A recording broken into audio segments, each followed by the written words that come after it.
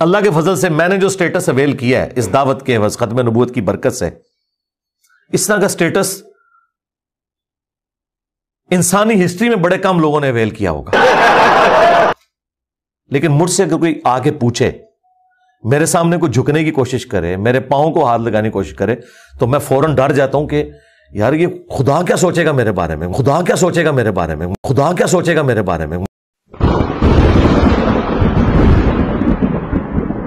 गांधी साहब किसी सिस्टम की आउटपुट तो नहीं है, मौलाना मदूदी किसी सिस्टम की आउटपुट तो नहीं है, वहीदुद्दीन खान साहब किसी सिस्टम की आउटपुट तो नहीं है ना। अब आप साइंटिफिक फील्ड में भी आ जाएं, आइंस्टाइन, न्यूटन, ये किसी यूनिवर्सिटी से फारिग शुदा तो नहीं थे। अल्लाह ताला मबूस करता है बंदों को, तो ये टेंशन अल्लाह का काम है कि वो किसको उठाता है, तो ये टेंशन अल्लाह